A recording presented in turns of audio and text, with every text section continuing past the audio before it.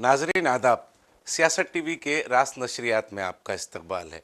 आलमी, कौमी, इलाकाई ताज़ा खबरों और नए मौज़ूआत के साथ मैं सैयद इस्माइल ज़बीउल्लाह और मेरे हमरा सीनियर सहाफ़ी सज्जादुल हसनैन आपकी खिदमत में दोबारा हाजिर है। नाजरीन, शुरुआत करते हैं आसाम से। आसाम में मुसलसिल जब से चीफ मिनिस्टर हेमंता बिस्वास ने आसाम की गद्दी संभाली है, वज़ीर आला की कुर्सी संभाली है, तब से जो है मुसलसिल वो किसी ना किसी बहाने से, किसी ना किसी उन्वान पर, किसी ना किसी तरीक़े से मुसलमानों की दिलाजारी करना या मुसलमानों को आसाम में दूसरे दर्जे का शहरी होने का एहसास दिलाने की कोई कसर बाकी नहीं रखी है। नादरीन, मैं ये इसलिए कह रहा हूँ कि कल इतवार यानी एक रोज़ कबल इतवार के रोज़ असम गवर्नमेंट ने एक मुसव्वदा तैयार किया था। उस मुसव्वदे को मंजूरी दे दी गई है जिसमें कसरत अज़दवाज यानी एक से ज़ायद शादियों पर उस पर जो है वो इम्तना आयद करने के लिए क़ानून जो है बनाया गया, उसका मुसव्वदा, उसको मंजूरी आसाम काबीना ने दे दी है। ये जो ये मुसव्वदा तैयार किया गया, उसका एक अहम पहलू ये है कि इससे जो है क़बाइली दर्जे फ़हरिस्त क़बाइली जो है इससे मुस्तस्ना रहेंगे। तो नादरीन, इसी से हम आज की शुरुआत करते हैं। जिस जैसा देखिए, ये जो है पॉलीगामी या फिर जो है कसरत या अज़दवाज पे पाबंदी, अगर वो पाबंदी अभी तो ये बिल जो है असम्बली में पेश हुआ है आज, लेकिन देखिए एक तो टाइमिंग आप देखिए इसकी, बिहार में इलेक्शन है जी, आने वाले दिनों में, बंगाल में इलेक्शन आसाम में खुद इंतखाबात है। बिल्कुल, आसाम में भी अब आने वाले दिनों में इलेक्शन होने जा रहे हैं। आप 10 साल से वहाँ हुक्मरानी कर रहे हैं, किसी न किसी बहाने से, किसी न किसी जो है हालात से आप जो है हमेशा टारगेट करते रहे हैं। मदरसों को मुनहदिम किया गया, मदरसों को तोड़ा गया और वो गैर मजाज कब्ज़ों के नाम पे मदरसों को बंद किया गया। ये तमाम काम जो है, नमाजें जो है, मसाजिद को वहाँ पे मुनहदम किया गया, ये बुनियाद पर कि वो इलीगल मतलब इंक्रोचमेंट्स हैं, गैर कानूनी तामीरात हैं, ये बताकर मसाजिद को भी वहाँ पर मुनहदम किया गया। मतलब एक हर हरकत जो की गई बसवा शर्मा ने जो की है, बीजेपी की ज़ाहिरी बात है, बीजेपी की हुकूमत है वहाँ पे, तो बीजेपी के चीफ मिनिस्टर की हैसियत से बसवा शर्मा ने मुस्लिम दुश्मनी की जो है इंतहा कर दिया। अब देखिए, इससे बड़ा अलमिया क्या हो सकता है? क्या इस मुल्क में ऐसा क़ानून बन सकता है जिसमें जो है कानून तो बनाया जा रहा है आप, लेकिन कहा यह जा रहा है कि इसमें ट्राइबल नहीं रहेंगे, इसमें बोडोलैंड के लोग नहीं रहेंगे। आप देखिए, सीएए जब बना था, आपको याद होगा, सीएए जो कानून बना था, जब ये बिल आया था पार्लियामेंट में, अमित शाह की तरफ से लाया गया था, तो उसमें भी एक शरंगेज़ी की गई थी। दस्तूर की मुख्तलिफ दफ़ात को जो है इग्नोर करते हुए, नज़रअंदाज करते हुए एक ऐसा क़ानून बनाया गया था जिसमें कहा गया था कि अफ़गानिस्तान में, पाकिस्तान में, बांग्लादेश में और जो है ऐसे मुल्कों में, मतलब है कि बांग्लादेश में, पाकिस्तान, बांग्लादेश और अफगानिस्तान के जो अक़लियती बरादरी है जिसमें सिख, ईसाई, जैन और हिंदू भाई हैं, पूरे नाम लिए गए, मुसलमानों का नाम नहीं, मुसलमानों को छोड़कर तमाम अक़लियती बरादरी का नाम लिखा, उसमें मेंशन किया गया था, जिक्र किया गया था। अच्छा, यहाँ देखिए, वहाँ अलमिया जो है सितम ज़रीफ़ी ये थी कि पूरे जो है नाम थे और उनको जो है यहाँ शरीयत देने का कानून बनाया गया। सितम ज़रीफ़ी ये है कि अमित शाह पार्लियामेंट में बोल रहे थे हम पड़ोसी रियासतों में होने वाले मज़ालिम को रोकने के लिए कर रहे हैं, लेकिन उसमें उन्होंने श्रीलंका का नाम शामिल नहीं किया, ये नेपाल का नाम उन्होंने शामिल नहीं किया, श्रीलंका का उन्होंने शामिल नहीं किया। तो ये मतलब ये सितम ज़रीफ़ी इसको हम नहीं कहेंगे, तो जहाँ बिल्कुल यकीनन ये शरंगेज़ी है, खुली शरंगेज़ी है। जानबूझकर ये बताने की कोशिश की जा रही है कि मतलब गैर मौलाना, बारहा हम ये बात कह रहे हैं, हम सियासत टीवी के इस प्लेटफॉर्म से हम बारहा हमारे नाज़रीन तक ये बात पहुँचा रहे हैं कि मरकज़ी हुकूमत जो है वो गैर मौलाना हिंदू राष्ट्र की तरफ गामज़न है। देखिए, सीधी बात है, अब ये जो कसरत अज़दवाज या फिर सीधी बात है, एक से दूसरी शादी, दो शादियां करने के पे पाबंदी का एक क़ानून लागू यहाँ पे किया जा रहा है आसाम में। इस क़ानून के बारे में साफ तौर पे कहा जा रहा है कि सीधे सीधे ये मुसलमानों को टारगेट करने का काम किया जा रहा है।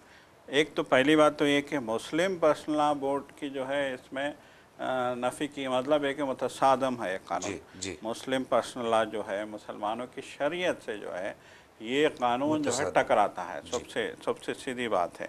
और दूसरी अहम बात ये है कि आप कानून तो बना रहे हैं कसरत अदवा, ठीक है आप बनाइए, तो ये कानून सबके लिए एक सा होना चाहिए। आप बार बार बात करते हैं एक सा सिविल कोड की, आप कहते हैं कि सबके लिए एक सा जो है कानून होना चाहिए। तो जब सबके लिए एक सा कानून आपको बनाना है तो आप मुसलमानों की शरीयत से तो टक्कर ले रहे हैं, लेकिन आपको खौफ आता है कबाइल से। आसाम में जो कबाइल हैं, जो एसटी हैं, उनसे आपको जो है खौफ आ रहा है, शेड्यूल्ड ट्राइब से आपको खौफ आ रहा है, इसलिए इस कानून से शेड्यूल्ड ट्राइब को आपने मुस्तस्ना कर रखा है। फिर आपको बोडोलैंड के जो एरिया है वहाँ के लोगों से भी आपको खौफ आता है, इसलिए बोडोलैंड को भी जो है आपने मुस्तस्ना कर इन रखा एरिया है। में मतलब जी, इमीडिएटली फौरी तौर पर इसका इतलाक होगा इतलाक या नहीं नहीं होगा, होगा, नहीं होगा। इसकी जी वजाहत जो है जी वो बिल में नहीं की गई है। जी देखिए आप यहाँ पर सीधे सीधे ये बात जैसा कि आपने कहा कि ये रवैया जो है ये वाजे कर रहा है कि हेमंता बिस्वास अपने जी इस बिल के जरिए से जी किसको निशाना बनाना चाह रहे हैं। जी ये जी कहा जा रहा है कि छठे शेड्यूल, आइन जी के छठे शेड्यूल के तहत ये बिल काम करेगा। आइन के छठे शेड्यूल के तहत अगर ये बिल काम कर रहा है जी तो क्या ये जो इस्तिस्ना दिया गया है, ये जो मतलब जदा दर्जे फेरिस्त कबाइलों को मुस्तना रखा गया जी है, और फिर वो जो ऑटोनोमस काउंसिल है जी वहाँ के ही एंगलांग की मुख्तलिफ है काउंसिल है, जी, तो एंगलांग की एक जी है। वो ऑटोनोमस काउंसिल का जो मसला है तो क्या उनको मुस्तना रखने की बात की जा रही है, या फौरी तौर पर वहाँ पे इसके इतलाक होगा या नहीं होगा, इसकी वजाहत बिल में नहीं की गई है। तो क्या जी गुंजाइश आपको बनती है सिक्स शेड्यूल के तहत आइन के, तो ये इस तरीके का आप बिल बना सकते हैं। तो यहाँ पर जो है आनन फानन में फौरी, जैसा कि आपने कहा बिहार इंतखाबात हैं, फिर उत्तर प्रदेश, गुजरात, फिर आसाम में भी फौरी इसके बाद इंतखाबात हैं। तो ये इंतखाबात को पेश नज़र रखते हुए दूसरी चीज़ ये है कि बार बार राहुल गांधी ये कह रहे हैं कि जब दोबारा इंतखाब होगा आसाम में तो मतलब कांग्रेस की इंडिया अलायंस की हुकूमत बनेगी और हेमंता बिस्वास जो है वो जेल को जाने वाले हैं। जी ये बार बार कह रहे हैं। जी तो क्या देखिए आप, एक तो ये है कि हेमंता बिस्वास को आसाम में अगर दोबारा इंतखाब अमल में आता है, बीजेपी मुंतखब होती है, तो उन्हें चीफ मिनिस्टर बरकरार रखा जाएगा या नहीं रखा जाएगा ये वाजे नहीं है। जी तो अपना जो रुतबा है, अपना जो मुकाम है बीजेपी की आला क़यादत के सामने, उसको जी महफूज करने के लिए इस तरीके के मुस्लिम दुश्मनी में हद से बढ़ रहे हैं। बिल्कुल बिल्कुल इंतहा शरअंगेज़ी नफ़रत की जो है इंतहा की जा रही है। देखिए नफ़रत का इससे बड़ा जो है अलमिया और क्या हो सकता है कि आपने जैसे कि आपने कहा मस्जिदों को बेदर्दे से शहीद किया गया, मदरसों को बेदर्दे से गिराया गया, असम्बली में वहाँ पे जो है अंग्रेज़ों के ज़माने से जुमा की नमाज का वक्फ़ा दिया जाता था, उसको ख़त्म कर दिया गया। बेदर्दी से आपने कहा कि नहीं असम्बली में ऐसा कोई जो है हमारे मुल्क में गुंजाइश नहीं है, जबकि आपके मुल्क का दस्तूर पूरे मज़ाहिब के लोगों को, पूरे कबाइल को, पूरे जो है ज़ातों को, पूरी जो है जितने भी यहाँ पे रस्म व रिवाज हैं उन पे आज़ादी के साथ अमल करने की इजाज़त देता है। ये जो हमारा आइन है, दस्तूर की खूबसूरती ये है कि ये दस्तूर तमाम मज़ाहिब के लोगों को उनके मज़हब के हिसाब से इबादत करने की इजाज़त देता है। मुसलमानों को नमाज़ पढ़ने की इजाज़त देता है, लेकिन उसके बावजूद बसवा शर्मा ये शरअंगेज़ी करते हैं कि असम्बली से जो है नमाज़ पढ़ने के वक्फ़े के कानून को निकाल देते हैं, वो भी जुमा के दिन, हफ्ते में एक दिन जुमा के दिन नमाज के लिए 1 घंटे का असम्बली में वक्फ़ा दिया जाता था, उसको आप निकाल देते हैं और शरअंगेज़ी करते हैं कि हमारे असम्बली में मुसलमानों के लिए कोई जगह नहीं है, जबकि वहाँ पे 20 से ज़ायद जो है अरकान असम्बली वहाँ पे असम्बली में हैं, मुसलमान हैं, उसके बावजूद आपने ये शरअंगेज़ी की। आप शरअंगेज़ी की इंतहा ये कर दी है आपने ये भी कहा था कि हम यहाँ एक साथ सिविल कोड नाफिज करेंगे।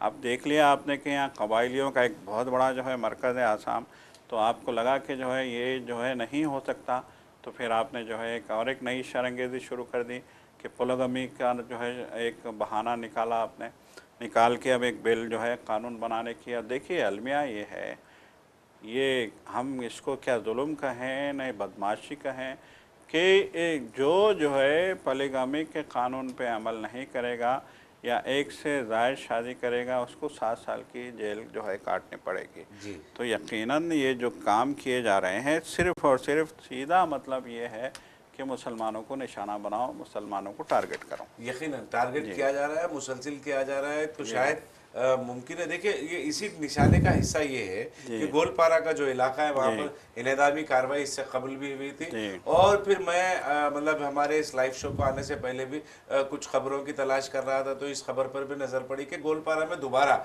जो है आसाम हुकूमत आसाम इंतज़ामिया की जानिब से इनेदामी कार्रवाइयों का सिलसिला शुरू हुआ है।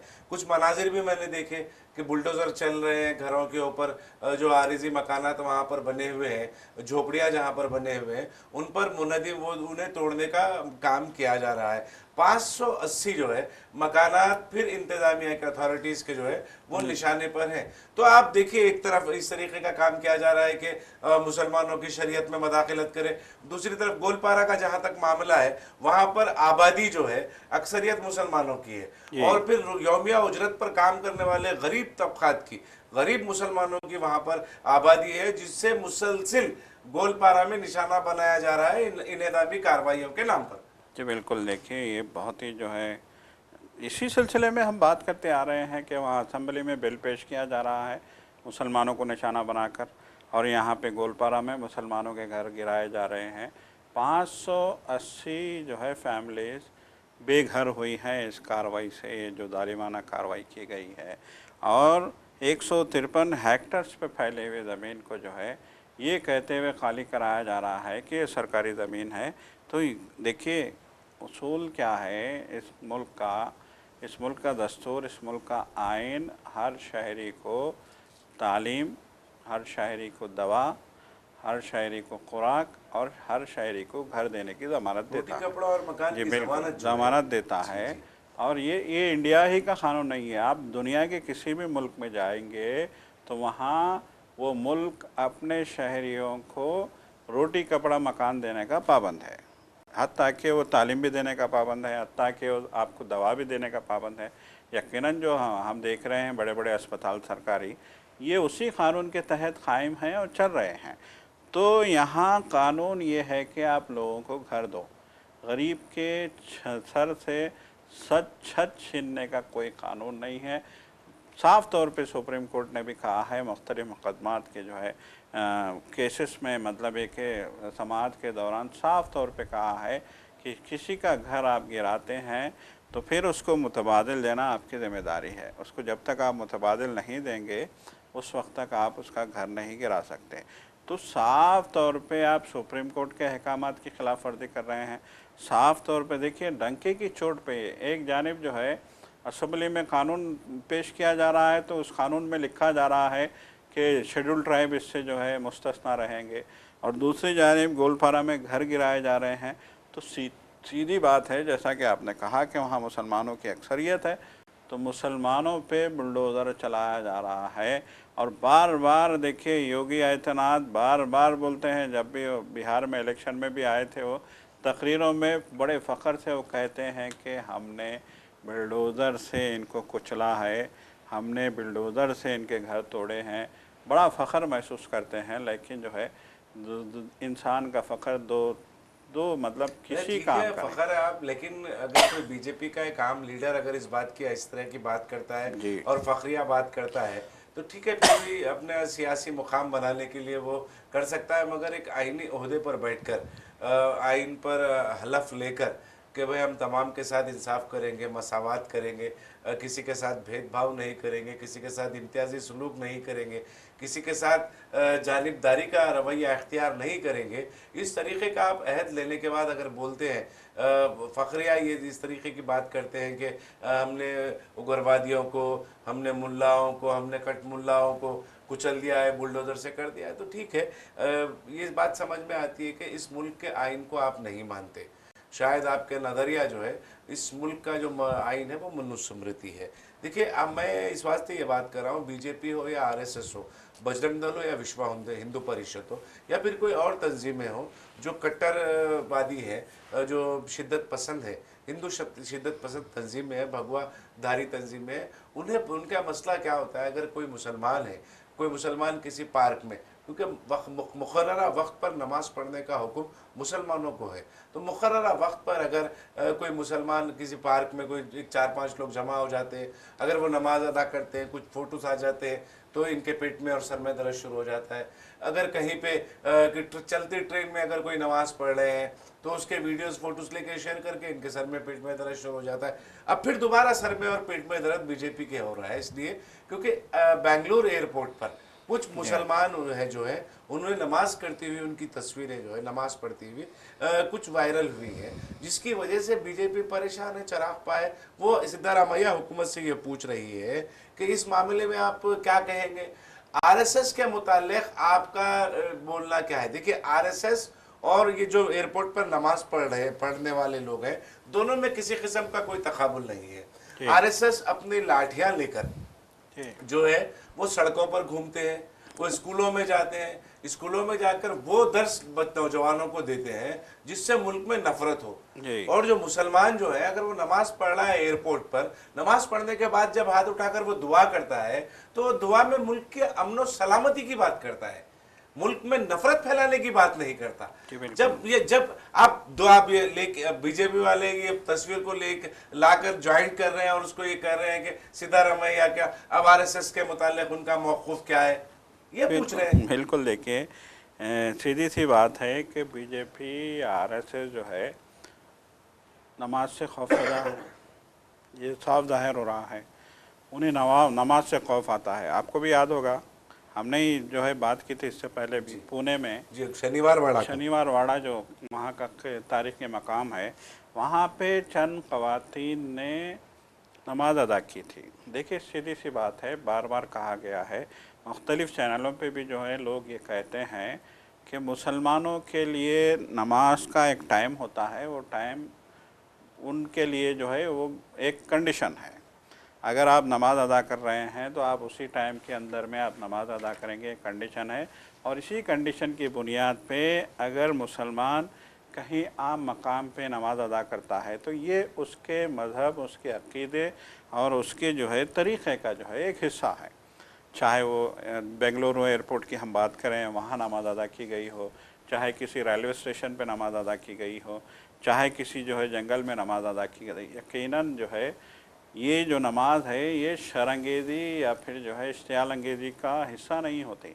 आप तारीख़ उठा के देखिए, जहाँ जहाँ भी नमाज हुई है, और हमेशा नमाज़ों के मामले में बीजेपी ने और आरएसएस ने शरंगेज़ी की है। आपको याद होगा कि जब ईद आई थी वहाँ पे यूपी में, तो वहाँ पे पाबंदी लगा दी गई थी कि लोग ईदगाह के बाहर नमाज़ नहीं पढ़ेंगे, मस्जिद के बाहर नमाज़ नहीं पढ़ेंगे, मस्जिद के छत पे भी आप नमाज़ नहीं पढ़ेंगे। ईद की नमाज पे भी वहाँ पे बीजेपी की हुकूमत ने पाबंदियाँ लगा दी थी, कहा था कि आप मस्जिद की छत पे नमाज़ नहीं पढ़ेंगे। जबकि बार बार ये कहा जा रहा है कि नमाज जमात से पढ़ी जाती है, चाहे वो ईद की हो चाहे कोई भी नमाज हो।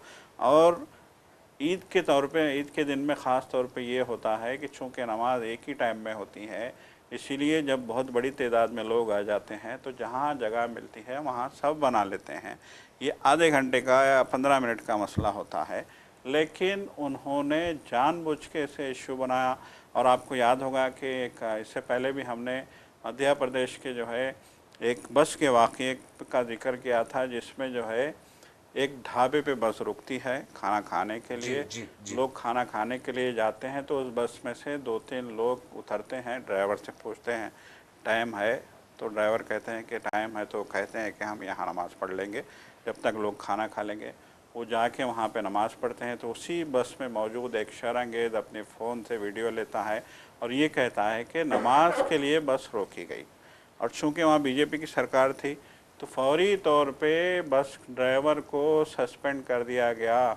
और बाद में ये भी खबर आई थी ज़बी साहब कि वो ड्राइवर जो है सस्पेंड होने के बाद इतना, मतलब ये कि उसको समझ में नहीं आया कि उसने क्या गुनाह किया है, बस तो ठहरी थी ऑलरेडी, तो इतना मतलब ये कि वो हरासमेंट हुआ, उसको इतना वो परेशान हुआ ज़हनी तौर पे कि उसने ख़ुदकुशी कर ली। कितना मतलब संगीन जो है जुर्म ये बीजेपी की हुकूमतें कर रही हैं। अब चूँकि कर्नाटक में बीजेपी की हुकूमत नहीं है तो ये तड़प के रह गए हैं और इनको जो है नमाज वहाँ पे बुरी लग रही है। देखिए आम तौर पे हमने भी देखा है, आपने भी देखा होगा कि मुख्तलिफ़ एयरपोर्ट्स पे इबादत के लिए एक हिस्सा जो है छोटा सा मख्तस किया जाता है। ये इबादत पर्टिकुलर नहीं होती कि ये मुसलमानों की नमाज के लिए है, किसी को भी वहाँ बैठने और जो है अपनी इबादत करने या फिर कुछ देर सस्ताने की उनको जो है इजाज़त होती है। तो आप देखिए वहाँ एक बड़ा मसला तो वहाँ चल रहा है कि बेंगलुरु की हुकूमत कह रही है कि आरएसएस को स्कूलों में जाके नफ़रत की तालीम देने की इजाज़त नहीं दी जा सकती, हत्ता कि आरएसएस पे बैन लगाने का भी वहाँ पे मुतालबा चल रहा है। अब इस मुतालिबात के बीच अब बीजेपी के पेट में दर्द हो रहा है, जैसा कि आपने कहा कि पेट में दर्द हो रहा है, तो उन्होंने एयरपोर्ट की तस्वीर भेज दी और कहा कि जो है यहाँ नमाज़ पढ़ी गई है।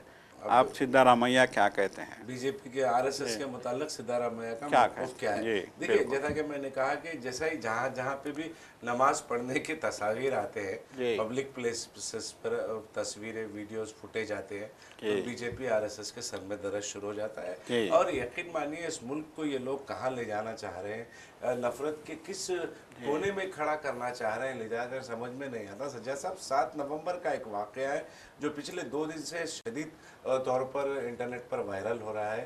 तेज दिल्ली के गुरु तेग बहादुर अस्पताल का ये वाक़या है सज्जा साहब। हालांकि जी। जाना माना अस्पताल है, सरकारी अस्पताल है, वहाँ पर अपने रिश्तेदारों से मुलाकात के लिए आई हुई एक खातून जो है, उसको बुर्का पहनकर अब वो खातून आई थी, उसका वीडियो मैंने देखा, सुना, बड़ा अफसोस हुआ इस बात का कि नफरत किस हद तक बढ़ गई है इन लोगों में।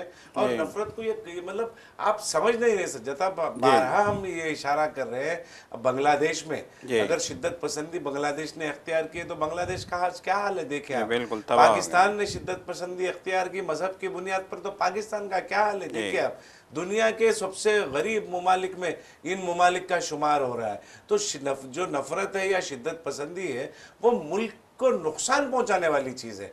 ये समझ में नहीं आ रहा है, आज समझ में नहीं आ रहा है, मगर आज से 20 साल के बाद अगर इसको यहाँ पर नहीं रोका गया तो आज से 20 साल के बाद ये समझ में आएगा कि ये बड़ा गलत हुआ। जमहूरी हिंदुस्तान जो है, इस मुल्क को आज़ाद कराने वालों ने इस मुल्क की जो बुनियाद जमहूरी तौर पर रखी है, उसका मकसद क्या था, ये 20 साल के बाद ये समझ में आएगा नफरत फैलाने वालों को। बिल्कुल, तो नादरीन, एक खातून जो है, मुस्लिम खातून है, वो अपने रिश्तेदारों से मिलने के लिए दिल्ली के गुरु तेग बहादुर अस्पताल गई थी। उसे रोक दिया गया और उसे ये कहा गया सिक्योरिटी वाले ने कि आप बुर्का निकालें और अंदर जाएं।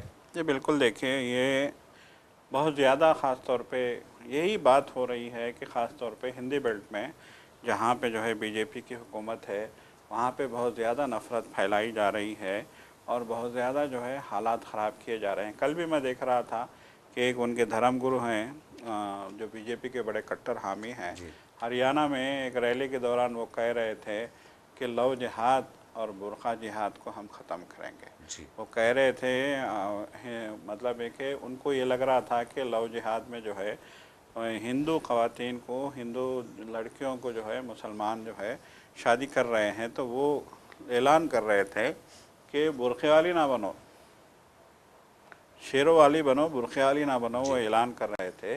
तो बहरहाल जो है ऐसा मालूम होता है कि आरएसएस और बीजेपी ने अब जो है मजहबी रूप धारे लोगों को, देखिए इन लोगों को, नौजवान आदमी हैं, वो बहुत ज़्यादा मकबूलियत है बीजेपी के, बहुत ज़्यादा जो है मोदी के तो वो जो है बहुत बड़े चेले समझे जाते हैं। तो ऐसे लोगों को हालांकि धर्म गुरुओं के भक्त जो है सियासी लीडरों को होना चाहिए था, मगर यहाँ पे उल्टा है, सियासी लीडरों का भक्त एक धर्म गुरु है। तो ये अफसोस की बात है। तो अगर सियासी नजरियात की हामिल किसी सियासी लीडर, मतलब एक कट्टर सियासी नजरियात के हामिल सियासी जमात के लीडर को आप फॉलो कर रहे हैं और आप खुद को धर्म गुरु कह रहे हैं, तो आप धर्म की पासबानी या धर्म की तर्जुमानी बिल्कुल नहीं कर रहे हैं, एक सियासी जमात की तर्जुमानी आप कर रहे हैं। बिल्कुल, आप सियासी जमात की ज़बान बोलते हैं, आप लव जिहाद बोलते हैं, आप बुरखे की मुखालिफत करते हैं, आप हिजाब की मुखालिफत करते हैं, आप जो है दूसरे मानों में आप माहौल को प्रागंदा करने की कोशिश कर रहे हैं। आप बोलते हैं कि हम बहुत जल्द हिंदू राष्ट्र बनाएंगे।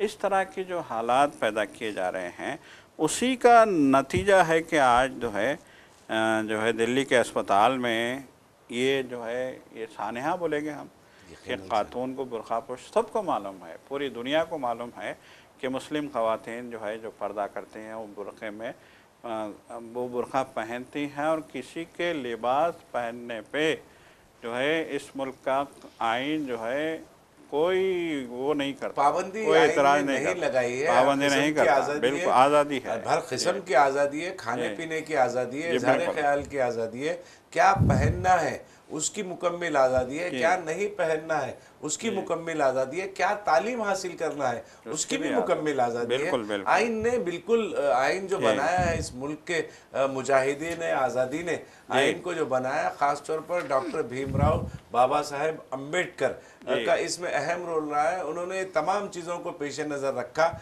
आने वाले हिंदुस्तान का उन्हें अंदाज़ा था, दूरअंदेशी थी डॉक्टर भीमराव अंबेडकर की। उन्होंने तमाम चीज़ों को पेश नज़र रखकर इस मुल्क का आइन बनाया है। इस मुल्क के आइन में किसी को भी जो है आप नहीं रोक सकते, क्या पहनना है, क्या खाना है, क्या करना है, उससे आप नहीं रोक सकते। तो ये समझना चाहिए। ये देखिए, जो ये इनके नज़रियात जो है सज्जाद साहब, 70 साल के करीब तक जिसने अपने हेडक्वार्टर पर तिरंगा नहीं लहराया, जी कभी जनगणना वना नहीं पढ़ा, जी फिर उनसे आप इस बात की तवक्को रख रहे हैं कि वो आइन पर चले या जी आइन को माने, बड़ा मुश्किल काम है। जी लेकिन यकीनन सुधार आएगा, क्योंकि हम देख रहे हैं मुसलसल leader of opposition Rahul Gandhi जो है सारे मुल्क में आइन की किताब लेकर फिर रहे हैं। जी तो यकीनन ये लोग बाशऊर होंगे, आइन समझ में आएगा, आइन के जी मुताबिक अपने जो है उमूर अंजाम देने का ये काम करेंगे मुस्तकबिल करीब में। सज्जाद साहब, एक अहम खबर है, आखिरी खबर है, जिसका सरसरी तौर पर तस्करा कर देना ज़रूरी है कि पहले मरहले की रायदही जो है वो ख़त्म हो गई थी। पहले मरहले की रायदही में ख़ास तौर पर बिहार में जी 65% रायदही हुई थी, 121 सीटों पर वहाँ पर पोलिंग भी वो हो गया। उसके बाद दूसरे मरहले की जो इलेक्शन कैंपेन है, क्योंकि 11 नवंबर को बिहार में दूसरे मरहले का इंतखाब रायदही है, पोलिंग है, तो उसके लिए जो कैंपेन चल रही थी वो कल रात इतवार जो है कल 5 बजे वो अख्ताम पजीर हुई। बड़ा हंगामा हुआ, बड़ा शोर शराबा हुआ, एक दूसरे पर लफ्जी ताने रिमार्क्स किए गए, लफ्जी जंगें हुई, लफ्जी झड़पें हुई, और फिर बहुत सारे मतलब जिस तरीके की नफरत की सियासत करने की कोशिश जो है एनडीए की जानिब से पूरी की गई। घुसपैठियों का लफ्ज़ इस्तेमाल किया गया, लव जहाद, लैंड जहाद की बात की गई। जी दूसरी तरफ जो है इंडिया अलायंस की जानिब से तरक्की, रियासत की तरक्की और 20 साल का गुंडा राज जो है आने वाले दिनों में किस तरह रियासत बिहार को तरक्की दी जाएगी, इस पर इंडिया अलायंस की जानिब से बात की गई। तो तमाम जो इंतखाबी रैलियाँ थे, जलसे थे, जुलूस थे, वो अख्ताम पजीर हो गए हैं। वहाँ पर MCC जो मॉडल कोड ऑफ कंडक्ट है वो लगा हुआ है, और अब जो है 11 तारीख को वहाँ पर रायदही होने वाली है और 14 को नतायज आने वाले हैं। यहाँ पर भी हमारे हैदराबाद में भी जुबली हिल्स असम्बली हल्के में ज़िमनी इंतखाबात हैं। ज़िमनी इंतखाबात में भी कल 5 बजे तक वहाँ पर भी जी बड़ी पैमाने पर रैली चली। पहली मरतबा हमने देखा कि एक असम्बली हल्के के लिए खुद रियासत के चीफ मिनिस्टर सरबराह जो हैं जी वो गली गली रोड शो किए जी और उन्होंने रैलियाँ की। कोशिश ये की कि कांग्रेस जो है वो जो मतलब जुबली हिल्स असम्बली हल्के में जीत हासिल कर सके। कल अख्ताम पजीर हुआ तो BRS पार्टी के कारगुजार सदर KT रामाराव ने भी बहुत मेहनत की, मुसलसिल जो है वो उन्होंने भी, जैसा कि बताया जा रहा था, हर डिवीज़न जो है असम्बली हल्के का, बल्दी हल्का, उसमें उन्होंने रोड शो किए। और कल भी बड़ी तो जो ज़मीनी इंतखाबात की जो इंतखाबी मुहिम है वो भी अख्ताम पजीर हो गई है जुबली हिल्स में। जी सजा साहब। जी बिल्कुल। देखिए, कांटे की टक्कर है, इस बात से इनकार नहीं किया जा सकता। बहुत ज़्यादा जोश व खरोश देखा गया, चाहे हम बिहार की बात करें, चाहे हम जुबली हिल्स की बात करें। जुबली हिल्स में ऐसा मालूम हो रहा है कि मुकाबला जो है रेवंत रेड्डी बा मुकाबला KTR जो है चल रहा है। जुबली हिल्स का मुकाबला ऐसा चल रहा था।